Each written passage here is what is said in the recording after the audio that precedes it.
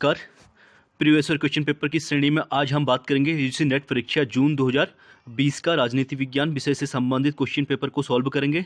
इससे पहले 2006 से लेकर 2019 तक हम कंप्लीट कर चुके हैं। प्लीज़ आप लोग वीडियो को लाइक कीजिए, शेयर कीजिए, सब्सक्राइब कीजिए। चलिए आज स्टार्ट करते हैं। आज का पहला क्वेश्चन राजनीति विज्ञान से संबंधित, निम्नलिखित कथनों में से कौन सा कथन भारत में महिला आंदोलन के संबंध में सही है, ये पूछ रहा है। तो इसका आंसर हो जाएगा सी, यानी सरोजिनी नायडू और एनी बेसेंट महिलाओं के वोट के अधिकार का मुद्दा उठाया था और तिलक ने गणेश उत्सव का मुख्य उद्देश्य राष्ट्रीय आंदोलनों में महिलाओं को सम्मिलित करना था। ये दोनों सी और डी राइट हो जाएंगे। इसमें आर्य समाज महिला मुद्दों के बारे में निरपेक्ष था, ये रॉन्ग हो जाएगा। और वहीं बात करें अखिल भारतीय महिला सम्मेलन ऑल इंडिया वीमेंस कॉन्फ्रेंस की स्थापना 1924 में हुई थी, ये भी रॉन्ग हो जाएगा। आप इसे रीड कर सकते हैं। आर्य समाज एक हिंदू सुधार आंदोलन था जिसकी शुरुआत स्वामी दयानंद सरस्वती ने द्वारा 1875 में बंबई में की गई थी। वहीं बात करें अखिल भारतीय महिला सम्मेलन की स्थापना जो है मार्गरेट कजिन्स के प्रयासों से 1927 में हुई थी। अगला क्वेश्चन है, वितरणात्मक न्याय के लिए भाग्य के सभी पहलू नैसर्गिक योग्यता सहित अप्रासंगिक हैं। यह कथन किस अवधारणा को इंगित करता है? तो ये भाग्य समतावाद की बात करता है, यानी इसका आंसर सी हो जाएगा। आप इसे देख सकते हैं। अगले क्वेश्चन की बात करेंगे, सूची 1 को सूची 2 से मिलाने की बात करें। राष्ट्रपति और कार्यकाल से संबंधित क्वेश्चन है। ये क्वेश्चन बहुत बार रिपीट हुआ है। आप देख सकते हैं संकल दयाल शर्मा जो है कार्यकाल जो था उनका 1992 से 97 के बीच था, और आर वेंकट रमन का 1987 से 92 के बीच। प्रतिभा पाटिल की बात करें 2007 से 12 और प्रणब मुखर्जी 2012 से 2017। अगले क्वेश्चन की बात करेंगे, शासन के वर्गीकरण की यूनानी पद्धति के अनुसार अनेकों द्वारा शासन के विकृत रूप को जाना जाता है। तो इसका आंसर हो जाएगा यानी भीड़ का शासन, यानी सी अराजक लोकतंत्र को विकृत रूप माना जाता है। सी, इसका आंसर सी हो जाएगा। शासकों को वर्गीकरण की यूनानी पद्धति के अनुसार अनेकों द्वारा शासन के विकृत रूप को अराजक लोकतंत्र भीड़ का शासन के रूप में जाना जाता है। शासन का यह वर्गीकरण अरस्तु के द्वारा व्यक्त किया गया था, क्योंकि अरस्तु के द्वारा लोकतंत्र को जो है भीड़ का शासन या फिर अराजक लोकतंत्र कहा गया था। अगले क्वेश्चन की बात करेंगे, जियाउद्दीन बर्नी की फतवा ए जहांगीरी निम्नलिखित में से किससे संबंधित है, कह रहा है। तो इसका आंसर हो जाएगा बी, यानी केवल ए धार्मिक पुण्य और प्रजा की कृतज्ञता अर्जित करने हेतु मुस्लिम शासकों के लिए परामर्श से संबंधित फतवा ए जहांगीरी थी। आप इसे देख सकते हैं। अगले क्वेश्चन की बात करेंगे, निम्नलिखित में से कौन कांग्रेस पार्टी के सिंडिकेट समूह का सदस्य नहीं था? तो इसमें वाई बी चौहान जो है ये डी इसमें रॉन्ग हो जाएंगे। बाकी एम.एन. निजलिंगप्पा, मोरारजी देसाई और के कामराज ये तीनों सिंडिकेट के समूह के सदस्य थे। अगला क्वेश्चन है, निम्नलिखित में से कौन सा शासन की धारणा से संबंधित नहीं है, संबंधित है पूछ रहा है। तो इसका आंसर हो जाएगा ए, यानी ए और बी प्रतिस्पर्धात्मक लोकतंत्र और सहभागी लोकतंत्र दोनों क्या हैं, शासन की धारणा से संबंधित हैं। आप इसे देख सकते हैं। प्रतिस्पर्धात्मक लोकतंत्र एवं सहभागी लोकतंत्र शासन की धारणा से संबंधित हैं, जबकि लोकतांत्रिक शासन और परिवर्तनोन्मुखी लोकतंत्र शासन के प्रशासन से संबंधित नहीं है। अगले क्वेश्चन की बात करेंगे, निम्नलिखित में से लोक नीति का क्रमिक वृद्धि प्रतिरूप किसने प्रस्तुत किया था? तो इसका आंसर हो गया चार्ल्स ई लिंडबॉम के द्वारा किया गया था।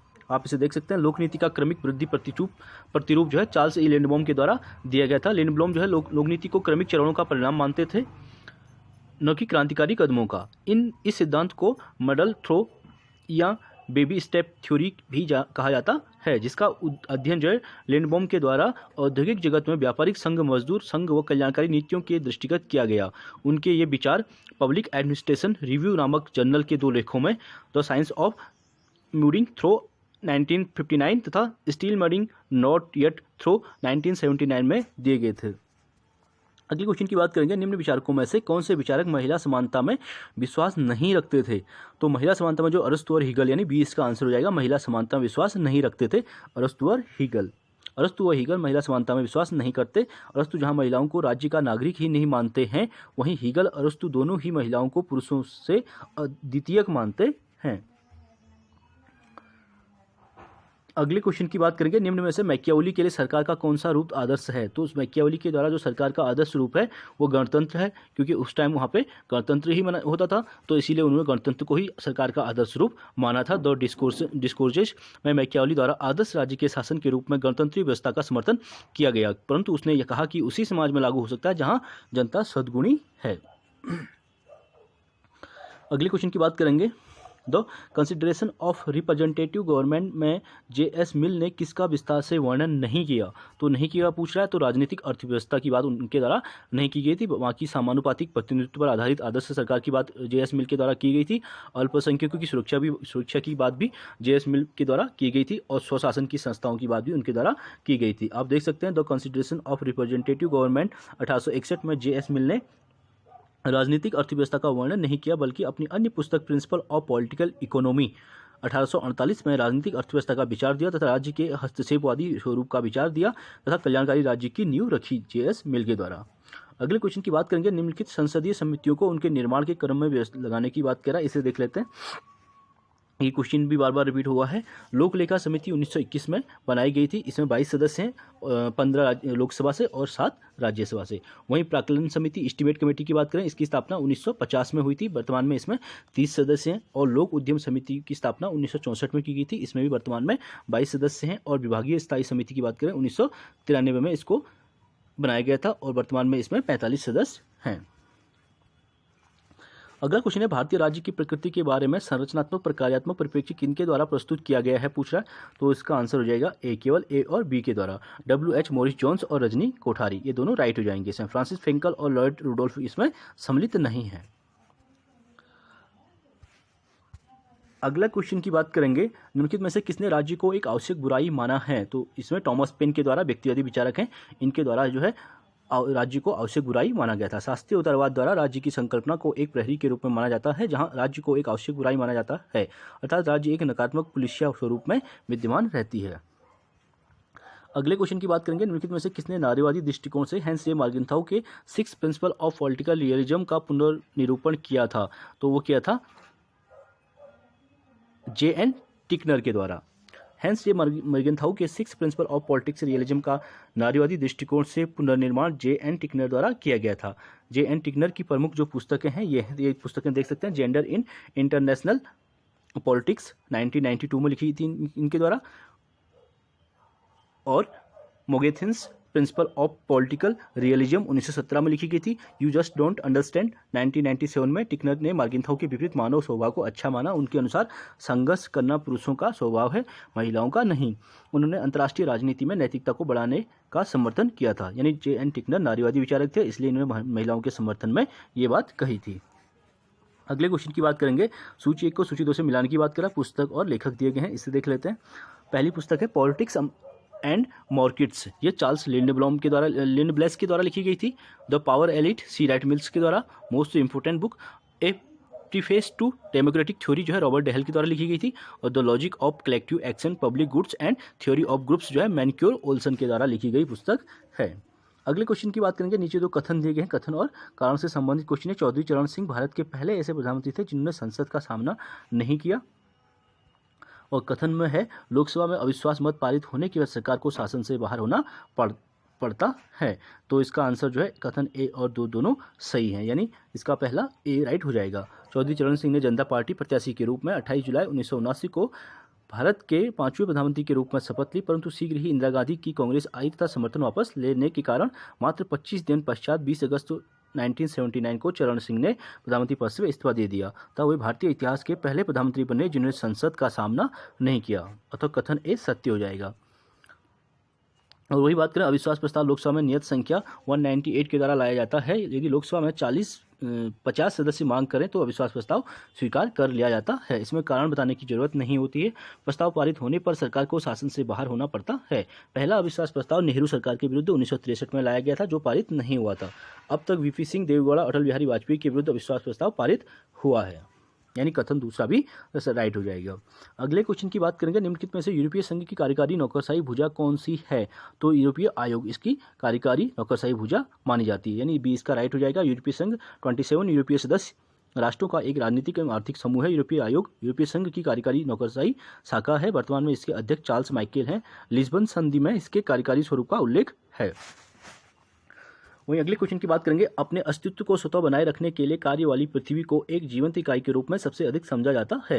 यह सिद्धांत किस नाम से जाना जाता है? इस सिद्धांत को गेया परिकल्पना के नाम से जाना जाता है, यानी इसका आंसर डे हो जाएगा। जेम्स लॉवलॉक को गेया परिकल्पना ने एक एकीकृत प्रणाली के रूप में पृथ्वी की प्रकृति के बारे में पारंपरिक सोच को चुनौती दी थी। गेया का प्रस्ताव है कि पृथ्वी एक जीवित जीव की तरह काम करती है।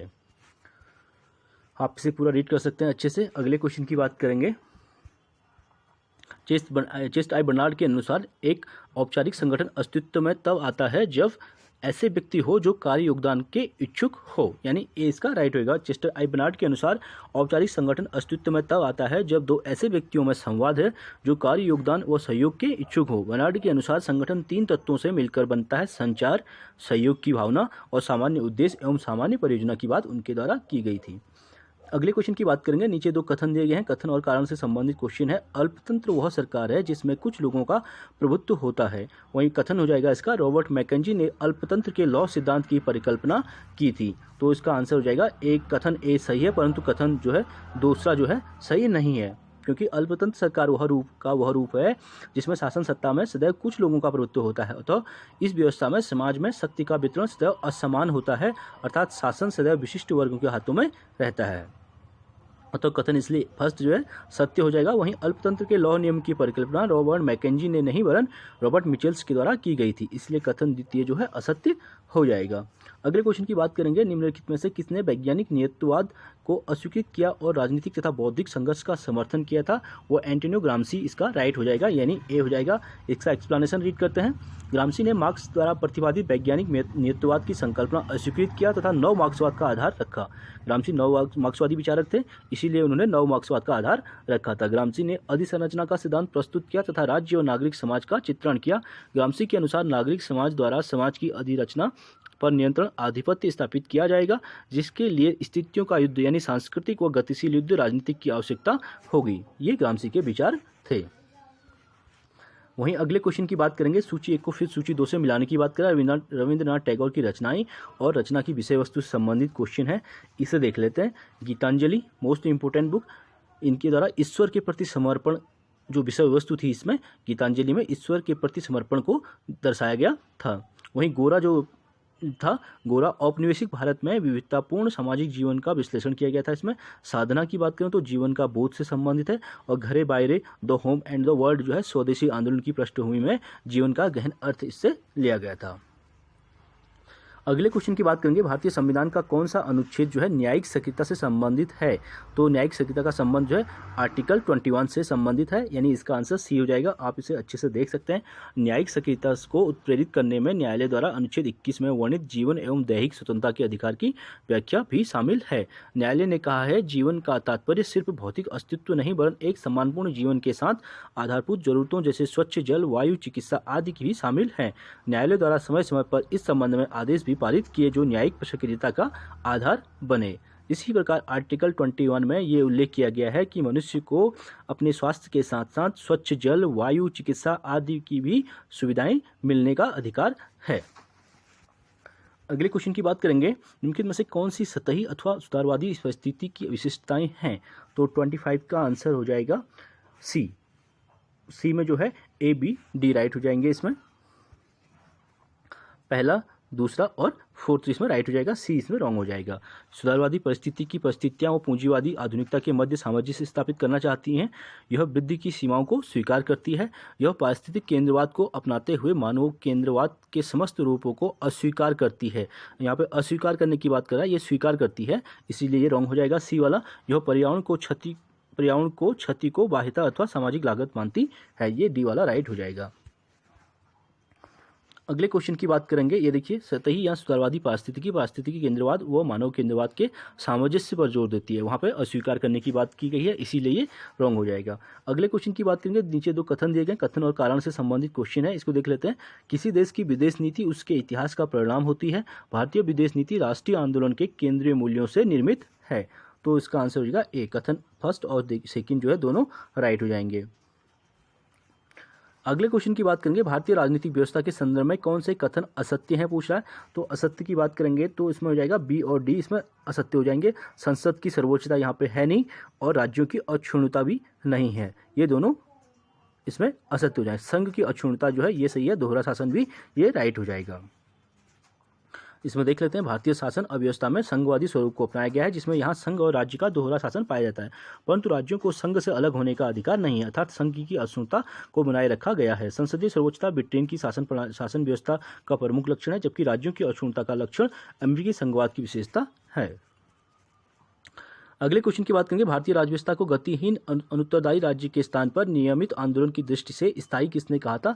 तो ये WH मॉरिस जोन्स के द्वारा कहा गया था। नियमित आंदोलन की दृष्टि से स्थायी किसने कहा था? WH मॉरिस जोन्स के द्वारा, यानी इसका बी आंसर हो जाएगा। अगले क्वेश्चन की बात करेंगे, फिर सूची 1 को सूची 2 से मिलाने की बात करें। पुस्तकें और लेखक दी गई है। ये वाला क्वेश्चन, इस तरीके के क्वेश्चन आप बिल्कुल अच्छे से रीड करें, ताकि उससे एक क्वेश्चन नहीं, उससे आपके 5 से 6 क्वेश्चन कंप्लीट हो जाते हैं। चलो इसलिए देखते हैं। पुस्तकें और लेखक, पॉलिसी साइंस की बात जो है डी लर्नर व हेरोल्ड लासवेल के द्वारा की गई थी। Principle of public administration book जो है WF विलोवी के द्वारा लिखी गई थी, जिसमें उन्होंने 14 सिद्धांत अपने दिए थे। और administrative behaviour a study of decision making process in administrative organisation की बात हर्बर्ट साइमन के द्वारा की गई थी, जिन्होंने निर्णय निर्माण सिद्धांत भी दिया था। और अंतिम की बुक की बात करेंगे, the science of public administration 3 problems की रॉबर्ट टेहल के द्वारा लिखी गई थी, जो बहुलवाद से संबंधित विचारक हैं। वहीं अगले क्वेश्चन की बात करेंगे, लोकतंत्रीकरण के संदर्भ में निम्न में से कौन सा लोकतांत्रिक विवर्तन का कारण नहीं है पूछ रहा है? तो इसका आंसर बी हो जाएगा, सैन्य शासन व्यवस्थाओं द्वारा अपनी लोकप्रियता एवं वैधता को खोना। ये इसमें रॉन्ग हो जाएगा, क्योंकि ये इसका कारण नहीं है। अगला क्वेश्चन है, कार्ल मार्क्स की कृतियों को आरोही क्रम में लगाने की बात कर रहा है। तो कार्ल मार्क्स को देख लेते हैं। सबसे पहले वो जो बुक लिखी गई थी उनके द्वारा, द कम्युनिस्ट मैनिफेस्टो लिखी गई थी 1848 में। उसके बाद द दास कैपिटल 1867 में लिखी गई थी। Critique of the Gotha programme जो है कार्ल मार्क्स के द्वारा 1875 में लिखी गई थी। The economic and philosophical manuscript जो है 1942 में पब्लिश्ड हुई थी। अगले क्वेश्चन की बात करेंगे, उदार लोकतंत्र और बाजार के युग ने राजनीतिक और सामाजिक विकास के इतिहास में समापन रेखा खींच दी है। यह कथन किसका है? यह कथन जो फ्रांसिस फुकुयामा के द्वारा कहा गया कि उदार लोकतंत्रवाद और बाजार के युग ने राजनीतिक और सामाजिक विकास के इतिहास में समापन रेखा खींच दी है। आप इसे देख सकते हैं। पूर्व साम्यवादी व्यवस्थाओं के विघटन वो वर्ष 1990 में सोवियत संघ के विघटन के पश्चात फ्रांसिस फुकुयामा ने the end of history and the last man 1992 में इतिहास के अंत की घोषणा की तथा कहा कि सोवियत संघ पर संयुक्त राज्य अमेरिका को विजयी ने विश्व के उदारवादी लोकतंत्र और बाजारवादी व्यवस्था की निर्णायक जीत हुई और अब विचारधाराओं के द्वंद्व का अंत हुआ है। अगले क्वेश्चन की बात करेंगे, निम्नलिखित में से कौन रूढ़िवाद के प्रमुख विचारक हैं? तो रूढ़िवाद से संबंधित जो विचारक हैं, इसका यहाँ पर नहीं है पूछ रहा है। हाँ, इसीलिए रूढ़िवाद के प्रमुख विचारक नहीं है पूछा गया। TH ग्रीन हो जाएंगे, क्योंकि TH ग्रीन आदर्शवादी विचारक हैं। बाकी एडमंड बर्ग, माइकल ऑक्सफोर्ड और फ्रेडरिक वॉन हेक तीनों क्या है?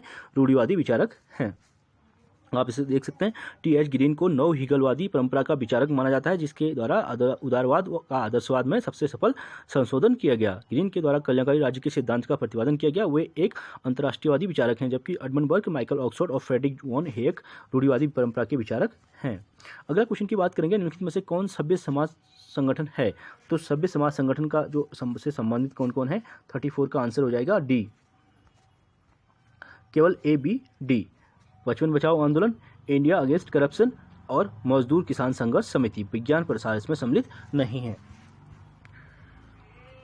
आप इसे रीड कर सकते हैं। अगले क्वेश्चन की बात करेंगे, उपभोक्ता संरक्षण अधिनियम 2019 के संबंध में निम्नलिखित में से कौन सा कथन सही नहीं है पूछ रहा है? तो इसका आंसर डी हो जाएगा। यह विवादों के निपटारे के वैकल्पिक तंत्र के रूप में मध्यस्थता की अनदेखी करता है। ये राइट हो जाएगा इसमें।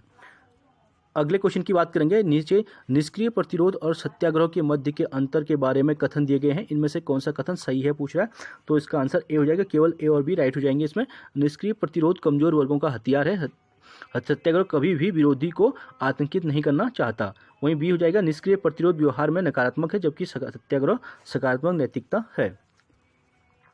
अगले क्वेश्चन की बात करेंगे, सूची 1 को सूची 2 से साथ मिलाने की बात कर रहा है। सूची फर्स्ट, सूची सेकंड को 37 का इसके करेंगे। सुरक्षा परिसर का संबंध बैरी बुजान से हो जाएगा। सामूहिक सुरक्षा की बात करेंगे, पाल्मे रिपोर्ट 1992 और सुरक्षा समुदाय की बात जो है कार्ल ड्यूस के द्वारा की गई थी और सुरक्षा शासन व्यवस्थाओं की बात रॉबर्ट जेरविस के द्वारा की गई थी। अगले क्वेश्चन की बात करें, प्राधान्य संबंधित है। प्राधान्य का संबंध जो है विरोधी विचारों को अपदस्थ कर प्रभावित उस काल का सामान्य बोध बन जाने की बुर्जुआजी की क्षमता से संबंधित हो जाएगा। नेक्स्ट क्वेश्चन की बात करेंगे, निम्न में से कौन से कथन निरंकुशतावाद और सर्वसत्तावाद के संबंध में सत्य हैं, ये पूछा है। तो 39 की बात करें, इसका आंसर जो है डी हो जाएगा, ABC इसमें राइट हो जाएगा। निरंकुश शासन व्यवस्था में सरकार संवैधानिक रूप से जनता के प्रति उत्तरदायी नहीं होती है और निरंकुश शासन व्यवस्थाएं संस्थानीकृत और वैध हो सकती हैं। सर्वसत्तावादी शासन व्यवस्थाएं राज्य, समाज और अर्थव्यवस्था के सभी पक्षों को नियंत्रित करने और परिवर्तन करने का प्रयास करती है। ये तीनों राइट हो जाएंगे। डी की बात करें, सर्वसत्तावादी शासन व्यवस्थाओं का कोई सशक्त विचाराधारात्मक लक्ष्य नहीं होता और वे संस्थाओं को पुनर्निर्मित करने हेतु हिंसा को एक अस्त्र के रूप में प्रयोग नहीं करती हैं दिया गया है, जबकि निरंकुशतावाद में ये सब होता है, इसीलिए ये इसमें रॉन्ग हो जाएगा। अगले क्वेश्चन की बात करेंगे, सूची 1 को सूची 2 से मिलाने की बात कर रहा है, इसे देख लेते हैं। तो आदि द्रविड़ आंदोलन केंद्र और नेता से संबंधित है। मद्रास जो है MM राजा से संबंधित हो जाएगा। हैदराबाद की बात करें तो BR वर्मा और मैसूर की बात करें तो मरुपेश पिल्लई। नागपुर की बात करें बिठोवा राव जी हो जाएंगे। अगला क्वेश्चन जो है स्टेटमेंट से संबंधित कथन है, कथन और कारण दिया गया, इसे देख लेते हैं। भूमंडलीकरण ने भारत में लोकतंत्र को सुदृढ़ करने में सहायता की है और भूमंडलीकरण ने भारतीय समाज पर गहन प्रभाव डाला है। तो इसका आंसर हो जाएगा डी। कथन ए सही नहीं है, परंतु कथन 2 सही है, यानी पहला इसमें रॉन्ग हो जाएगा, दूसरा राइट हो जाएगा।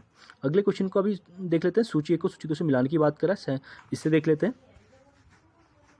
सूची फर्स्ट और सूची सेकंड दिया गया है। सहमति का युग जो है जॉर्ज मॉनवाइट के द्वारा कहा गया था। पियर कौन की बात करें, माइकल अल्बर्ट के द्वारा। और मार्क्स की छाया यानी स्टैम्पर ऑफ मार्क्स जो है नाओमी क्लेन से संबंधित है। और नो लोगो का संबंध जैक्स डेरिडा से संबंधित है। नो लोगो यानी जैक्स डेरिडा। अगले क्वेश्चन की बात करेंगे, निम्न में से कौन उत्तर आधुनिकतावादी विचारक नहीं है, पूछ रहा है। तो हर्बर्ट मार्क्यूज जो है उत्तर आधुनिकतावादी विचारक नहीं है, बाकी तीनों जो है ये उत्तर आधुनिकतावाद से संबंधित हैं। दिए गए विकल्पों में हर्बर्ट मार्क्यूज उत्तर आधुनिकता विचारक न होकर Frankfurt school of critical theory से संबंधित हैं, जिनको प्रसिद्ध रचना वन ब्यूटिकल मैन है, जिसमें उन्होंने पूंजीवादी समाज द्वारा मेड़ो जा रही मिथ्या आवश्यकताओं पर प्रहार किया था। अगले क्वेश्चन की बात करेंगे, उपभोक्ता संरक्षण विधेयक 2019 को भारत की संसद द्वारा पारित किया गया। तो कब किया गया था, डेट पूछी गई है, तो इसका आंसर सी दिया था 6 अगस्त 2019 को। आप इसे रीड कर सकते हैं, देख सकते हैं। उपभोक्ता संरक्षण विधेयक 2019 भारतीय संसद द्वारा 6 अगस्त 2019 को पारित किया गया तथा यह 20 जुलाई 2020 को लागू हुआ था। पारित 6 अगस्त 2019 को हुआ था और लागू जो हुआ था 20 जुलाई 2020 को लागू हुआ था। इस विधेयक ने उपभोक्ता संरक्षण अधिनियम 1986 को प्रतिस्थापित किया है। अगला क्वेश्चन है, व्यक्तिवादी और अराजकतावाद की निम्नलिखित में से कौन सी एक मुख्य विशेषता नहीं है। तो अराजकतावाद से संबंधित जो विशेषता नहीं है वो जैववादिता नहीं है, बाकी निजी संपत्ति, अति उदारवाद और सविनय विज्ञा ये तीनों राइट हो जाएंगे। इसमें जो नहीं है विशेषता वो जैववादिता हो जाएगा। अगले क्वेश्चन की बात करेंगे, भारतीय संघवाद के संबंध में निम्नलिखित में से कौन सा कथन असत्य है, फिर असत्य को पूछ रहा है, तो इसको देख लेते हैं। 46 का आंसर सी हो जाएगा। इसमें भारतीय संघवाद को राज्यों का संघ कहा गया है, जिसमें संघ को अक्षुण्णता को बनाए रखे जाने का संकल्प लिया गया है, अर्थात एक मजबूत केंद्र की उपस्थिति के साथ संघवादी स्वरूप विद्यमान है। केसी ह्यूअर ने भारतीय संघीय प्रणाली को अर्धसंघीय कहा था, इसीलिए केसी ह्यूअर जो है भारतीय जो उसको अर्धसंघीय यानी आधा संघीय है, आधा एकीकृत है, उनके द्वारा ये कहा गया था, क्योंकि इसमें संघीय शासन एकात्मक शासन का मिलाजुला स्वरूप विद्यमान है, इसीलिए उसे एकात्मक और संघीय को आधा आधा बांटकर अर्धसंघीय उनके द्वारा कहा गया था। अगले क्वेश्चन की बात करेंगे, सूची को सूची से मिलाने की बात करा, इसे देख लेते हैं। द्विध्रुवीयता शक्ति का सर्वाधिक स्थिर वितरण जो है वो केनेथ वॉल्ट से संबंधित है और हितों को शक्ति के रूप में परिभाषित करने की बात हेंस मार्गेंथाउ के द्वारा किया गया था। और राज्य अपनी सापेक्षिक शक्ति स्थिति को अधिकतम बनाने का प्रयास करते हैं, जॉन मेयर सेमर के द्वारा कहा गया था। और अंतर्राष्ट्रीय राजनीति में न्याय, कानून व समाज का कोई स्थान नहीं है अथवा उन्हें परिसीमित किया जाता है, ये थ्यूसिडाइस के द्वारा कहा गया था। वहीं अगले क्वेश्चन की बात करेंगे, 48 निम्नलिखित में से कौन सा जस एंड वेलम युद्ध का न्यायसंगत विकल्प का सिद्धांत नहीं है। तो ये मानवता इससे संबंधित नहीं है। सेंट एक्विनास ने जस एंड वेलम युद्ध के न्यायसंगत विकल्प के सिद्धांत पर टिप्पणी करते हुए कहा कि युद्ध की घोषणा न सिर्फ सार्वजनिक होनी चाहिए बल्कि न्यायसंगत प्राधिकृत सत्ता द्वारा होनी चाहिए। इस सिद्धांत के अनुसार न्यायसंगत कारणों का होना भी युद्ध की आवश्यक शर्त है, इसे गौण राष्ट्रीय हितों के कारण संचालित नहीं किया जा सकता। अगले क्वेश्चन की बात करेंगे, किसने 1857 के विद्रोह को स्वतंत्रता का प्रथम युद्ध कहा था। ये इसका आंसर BD सावरकर हो जाएगा। 1857 के विद्रोह का राष्ट्रवादी विचारक BD सावरकर द्वारा स्वतंत्रता का प्रथम युद्ध कहा गया। उनकी प्रमुख कृति तो इंडियन वॉर ऑफ इंडिपेंडेंस 1857 है। अगले क्वेश्चन की बात करेंगे तो नीचे दो कथन दिए गए हैं, कथन और कारण से संबंधित क्वेश्चन है। स्वतंत्रता और समानता को एकजुट करने हेतु सामाजिक लोकतंत्र उदारवाद और समाजवाद के तत्वों को समावेशित करता है। सामाजिक लोकतांत्रिक शासन व नव निगमवाद की प्रणाली का प्रयोग करते हैं जिसमें नीति निर्धारण में राज्य, श्रम और व्यापार सम्मिलित होते हैं। तो पूछा तो इसका कथन जो है ए और दोनों आर दोनों राइट हो जाएंगे। इसमें आप इसका एक्सप्लेनेशन अच्छे से रीड कर सकते हैं। अगले क्वेश्चन की बात करेंगे, निम्नलिखित में से किस कारकों ने वैज्ञानिक प्रबंध सिद्धांत के क्रमिक विकास में योगदान नहीं किया? तो इसका आंसर है कार्य के प्रभावी मानकों की कमी हो जाएगी, यानी पहला इसका राइट हो जाएगा। वैज्ञानिक प्रबंध सिद्धांत का निर्माण लोक प्रशासन में डब्ल्यू टेलर ने 1909 में किया था। टेलर ने सांगठनिक कुशलता और मितव्ययिता, औद्योगिक संगठन में प्रबंधकीय प्रथाओं का प्रयोग और कर्मचारी प्रबंधन के मध्य उत्तरदायी समझ के विकास हेतु एक वैज्ञानिक पद्धति ईजाद करने पर बल दिया था। चलिए फ्रेंड्स, आज के लिए इतना काफ़ी, बाकी नेक्स्ट वीडियो में करेंगे 52 से। आज के लिए इतना काफ़ी। प्लीज़ वीडियो को लाइक कीजिए, शेयर कीजिए, सब्सक्राइब कीजिए। Thank you so much.